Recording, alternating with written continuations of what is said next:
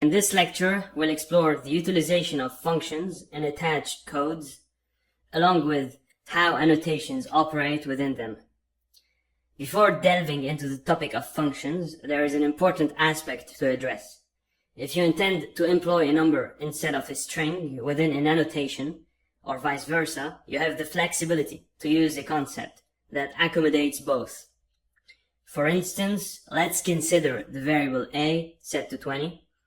By stipulating an annotation that specifies the requirement for only a number in this variable, the annotation will exclusively display numbers. Conversely, if I were to designate a string type requirement and attempt to assign a number, an error would manifest. However, I seek to use both numerical values and annotations concurrently, and this is achievable without encountering errors.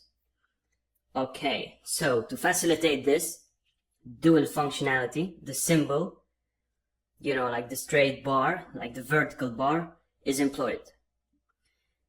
So by incorporating this symbol, the vertical bar, and subsequently introducing the respective data types, such as strings, the error is successfully mitigated.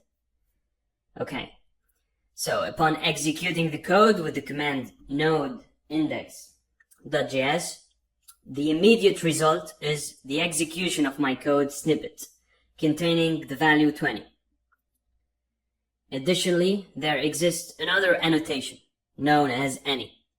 This annotation holds the implication that the code will operate adequately regardless of the form of data entered. Subsequently, we delve into the realm of functions. So the question that arises is the following. Why do we employ functions? Functions are a fundamental concept, prevalent not only in TypeScript, but also in numerous other programming languages.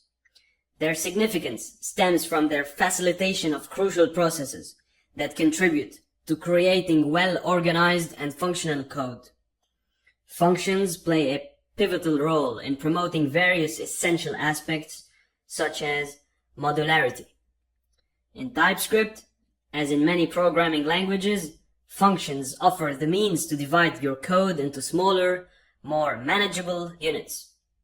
These units can be recycled through your code base, thereby engendering benefits like abstraction, enhanced code organization, improved code readability, and the ability to implement higher order functions. This commitment to modularity ultimately fosters the creation of organized, reusable, and efficient code. Okay, so here we utilize a function as follows. Declare a constant named function, then specify the function's signature, including the function name, so username ID, parameter types, which can vary. In this case, we use numbers. Okay. The function's return value is set to 20. After coding this structure, the user ID is displayed, signifying that the function operates correctly. However, the results aren't visible initially. To rectify this, parentheses are added, allowing us to witness the returned value of 20. Parameters can also be introduced, enabling the function to be invoked with values, as demonstrated with the calculation of 10 plus 20, resulting in an output of 30. Moreover, the usage of parameters is exemplified. By indicating x, the parameter can take any value. For instance, assigning it a value of 20 eliminates the error.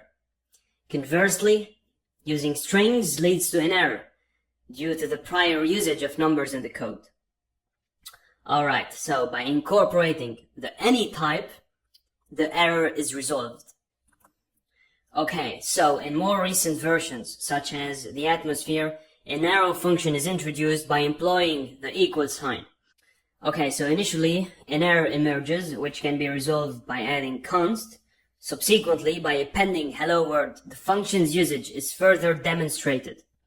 Functions with well-chosen names can serve as self-documenting components of code and they effectively communicate the purpose of the code to other developers, facilitating their comprehension of the code's intent and enhancing collaboration and highlighting the flexibility of functions. Okay, so yeah, they are very useful, very helpful. It helps with collaboration and understanding. Okay, so thank you very much for going through this lecture, and now on to the next one.